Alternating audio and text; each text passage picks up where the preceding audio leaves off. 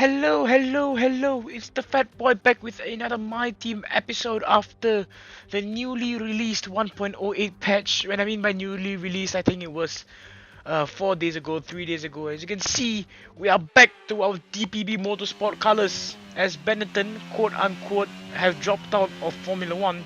So we're back in our DPB Motorsport colors, back to the good old days. As you can see, we are heading into the last corner.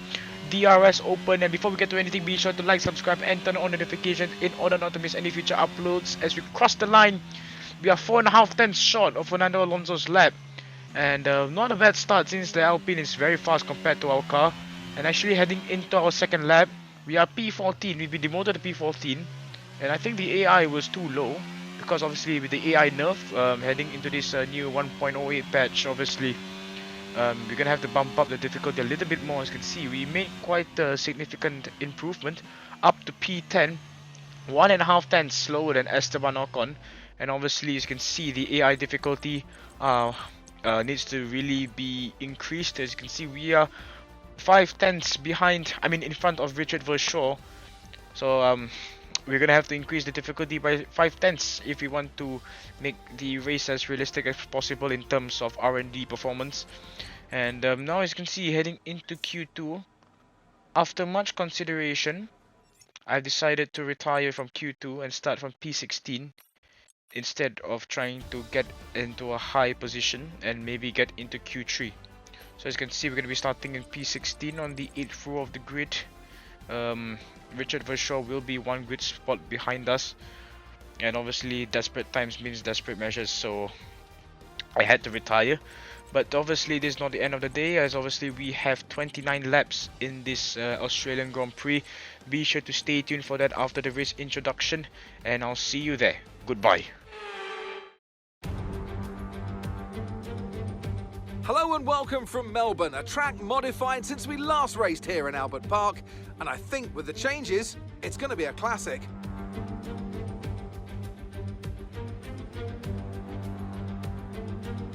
Here we are then at the Albert Park circuit, 3.28 miles of bumpy city streets, but not a lot in the way of elevation changes.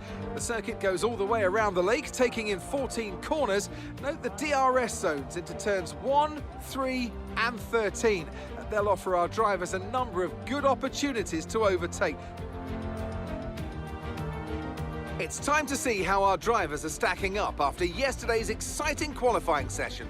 Charles Leclerc lines up on pole position, and the smooth operator Carlos Sainz completes the front row.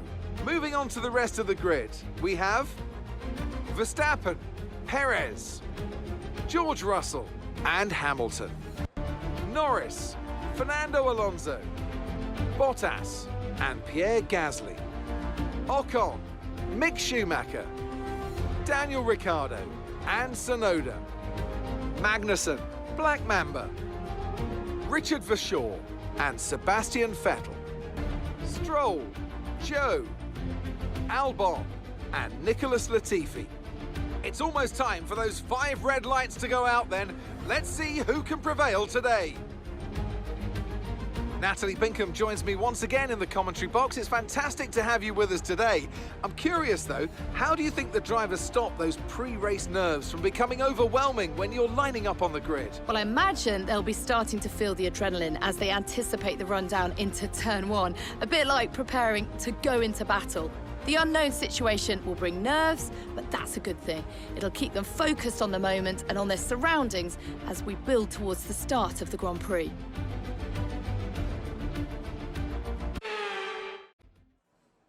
Okay, we're back after a very beautiful grid introduction. As you can see, is overcast weather conditions in the Albert Park street circuit. I think it's a street circuit, I'm not so sure. Technically it is.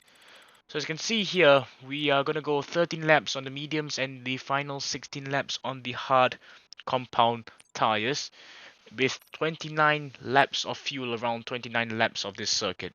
So as you can see here, since the conditions are very cloudy, obviously we can bump up the tire pressures, but I do not want it to be too high so that I do not overheat the tires, because it can happen in Melbourne considering that it's very hot in Australia. But since it's very cloudy here at the time of recording this, Might as well just get the tire pressures to the highest amount possible. And it's now time to head into the formation lap. The formation lap gets underway and every driver will be looking to settle in for the race ahead, making sure that their car is ready for the battle once the lights go out.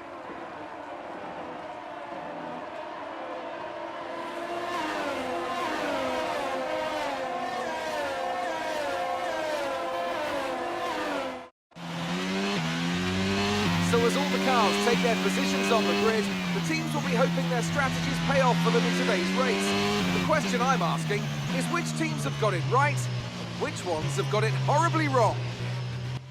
As you can see, we have the new formation lap stuff to make it more realistic. I feel that these minor adjustments are going to be very crucial in the development of the quality of our videos and channel. And hopefully you enjoy all these realistic changes.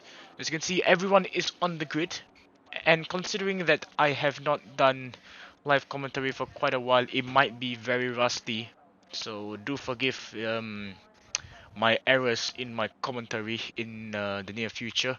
As you can see, we are coming to the 5 red lights for the Australian Grand Prix, revving up the engines. And it's lights out and away we go. We got quite a lot of wheel spin at the start. Really horrible start. It's very hard to get the traction on the cars. You can see both Aston Martins going on the right and left side of me. We are down to P19 within the span of a few hundred meters. As you can see, heading out of turn 2. Zhou Guanyu tried to go down the inside heading into turn 1, but I've closed the gap. And now we are up to P18 now, heading into the heavy braking zone of turn 3. Vettel gonna go for the send. And we go for the send on the inside of Stroll, try to go down the inside of Shaw, but he closed the gap. As you can see, we're side by side with Lance Stroll heading into the next few corners, now heading into this almost flat out right-hander. We almost bottomed out on the curve there. I felt that the car was going to spin. And we are now back up to P18, and now heading into this very long straight. The car, I think, almost bottomed out again because it was a bit, there were a few bumps in that high-speed corner. As you can see, Lance Stroll coming back at us again, but I think we are able to go side by side with him because of the immense straight line speed we have on this car. Now heading on the outside, we do hit the wall a little bit, but I don't think we have damage so far because the car doesn't seem to be affected, as most of the downforce comes from the ground due to ground effect. And now fast forwarding towards lap 2. Now heading into turn 3, we're gonna go for the send down the inside on Richard Verschoor. We are now up to P17. As you can see, there's a whole lot of cars up ahead squabbling for position. I think our rival Daniel Ricciardo is part of the mix. As you can see, we are heading out of the high speed chicane. We have to be really careful on throttle application so that we do not spin the car on the exit or go onto the gravel trap. As you can see, we're gonna go down the inside of Vettel and Yuki Tsunoda. 2 cars at once heading into this new refurbished right-hander. As you can see, we're up to P15, making progress in this race, and it's now time to chase the Haas's. I already increased the difficulty by about 5/10, so anything else that happens from here is just me and my racing skill with this car. So as you can see, now heading into lap 3, heading into this high-speed chicane. As you can see, we get a little bit sussed out on the curb and the exit of the high-speed chicane. As you can see, Yuki Tsunoda right behind there. He's trying to go for the move down the inside. I didn't see it, and we get hit from the right rear. But thankfully, we do not spin. I managed to counter steer so that we could control and manage the spin. But obviously, I knew that he was going to come in, but I thought he was going to back out. Oh my god, no, another save there. As you can see, it's really hard to get throttle application in the current cars because it's very hard. You know, it's just really hard, so have to be much more careful with the throttle. As you can see, we do go wide here, the high speed chicane. Vettel is right there. We almost hit him. We almost hit him into the wall. As you can see, he's right ahead of us in the Aston Martin. We are now down to P16, but because of the immense amount of straight line speed that we have on this car, we can contend with the Aston Martin, trying to go around the outside like how we did on his teammate Lance Stroll. We go around the outside, and this time we have DRS, so we managed to speed past him heading down this small straight. Now fast forwarding to the end of lap 7, closing in past the finish line right now, heading into lap 8. Vettel and Tsunoda fighting for position, heading into turn 1. We're trying to get away from that. So we're gonna go side by side. We go for a huge spin. We managed to control the car, and Yuki Tsunoda just gives us a light tap. Oh my god, Lance Stroll. Oh, he gives Tsunoda a huge tank slapper, and Yuki Tsunoda is out of the race. Vettel is a complete bystander there. Vettel does not get a penalty. We do get a penalty. Latifi and Stroll get a penalty. and everyone gets a penalty, and everyone is into the pit stops, changing into the hard tires, I assume, because obviously from here on out, it's going to be a one-stop strategy, and obviously we're going to have to serve the 5-second penalty and get a new front wing. So as you can see here, Lance Stroll should be in the pits. The Aston Martin's obviously double stacked, and everyone's going out of the pit box right now. As you can see, I think Richard Vershaw just finished his pit stop. Busy rearranging everything, I believe. So you can see here we are serving our 5-second penalty. Now changing the front wing and the tires onto the hard compound tires. We were 5 laps earlier into the pit stops, but obviously since everyone's on the safety car, everyone pitted on a safety car, and we obviously have front wing damage. Obviously we have to make the sudden changes. As you can see, we are out on last. Tsunoda obviously out of the race. He was a complete bystander. Alex Albon, he was out earlier in the race because I think is what do you call it, a component failure, I believe. So fast forward all the way towards the end of lap 10, towards the end of the final back straight, we managed to rejoin with the whole group just as soon as we fit into sector 3, I believe. So as you can see here, we're technically last place, so it's a last to wherever I finish challenge. So we're just trying to be patient here on the hard compound tires, trying to wait and make a move on time possible. As you can see here on the bottom left on the map there, the Red Bull is going to cross the line. I believe that's Max Verstappen, and it's green flags right now. I was so careful with the throttle application there. As you can see, we lost around 1 to 2 tenths to Lance Stroll, and it's now green flags now heading into turn 1. Heading into turn 1, we did send it quite a bit. I think the hard compound tires had way more grip, because obviously even though it has less grip, it has a higher lifespan. So heading into the later laps of this race, we're obviously going to get quite a bit of grip compared to the mediums earlier in this race. You can see here, lifting off here, obviously very careful with throttle application. As you can see, we fast forward towards lap 13, I think. Now heading into the high speed chicane, we managed to go past Lance Stroll. Lance Stroll tried to go down the inside, but obviously he backed up because he knew he was going to cause a crash. So as you can see here, we're back onto Nicholas Latifi. 1 Canadian down, 1 Canadian to overtake left.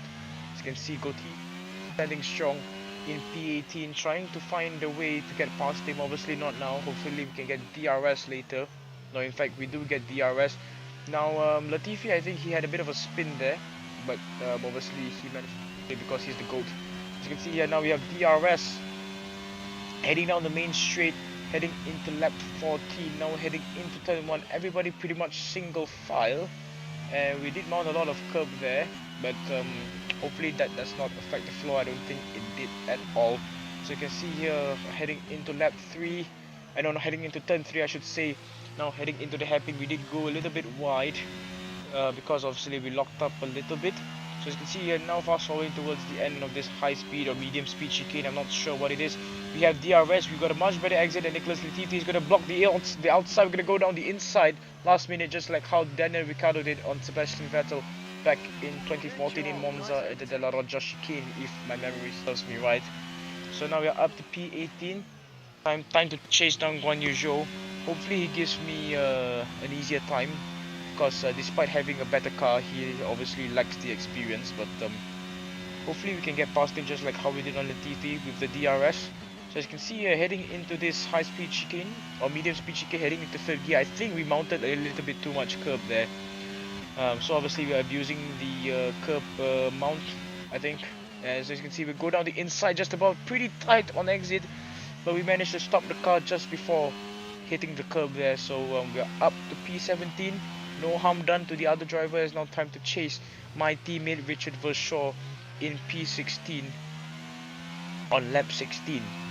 So as you can see here, we have DRS. I think we were just below 1 second behind Richard Vershaw.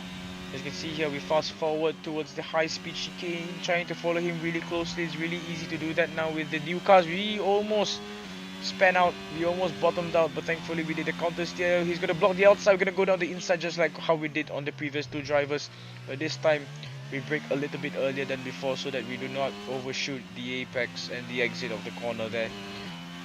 And now all we can do is just try to pick up the pace and catch up to Sebastian Vettel up ahead, and maybe the 2 Haas's ahead of him. So as you can see here, fast forwarding towards the end of lap 19, now heading into lap 20. There appears to be an issue. We're currently investigating.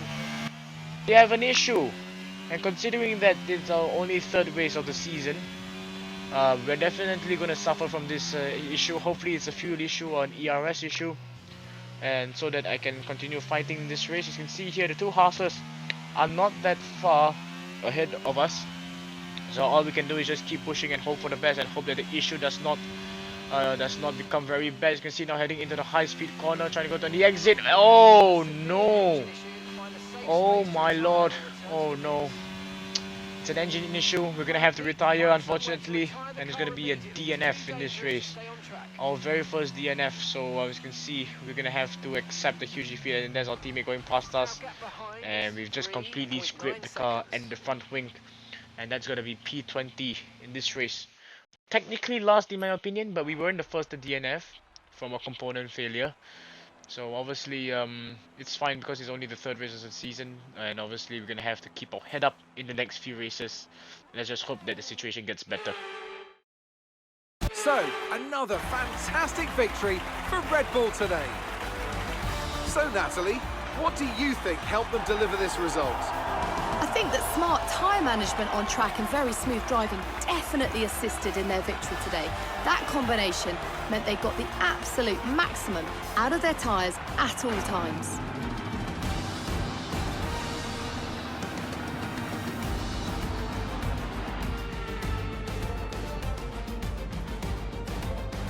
Red Bull put up an outstanding fight for the front position today, and it's great to see it paid off for them. They do so much for the sports that you can't help but be delighted by today's race win. Well, another bad weekend in the books, and the first bad weekend was obviously the race in Bahrain, our debut in this new era, obviously, and obviously the bad luck had to continue into Melbourne. As you can see, Red Bull take another win in their history in Melbourne, but hopefully these R&D issues, these reliability issues won't occur again in the very near future. Obviously the car is really unreliable, as it's obviously the third race in our very first season as a new team in this new era of Formula 1. So we're gonna have to make slow progress. Slow is steady, and slow and steady wins the race. So hopefully we can see some good progress in the next few laps, in the next few races, but the reliability issue was just unfortunate.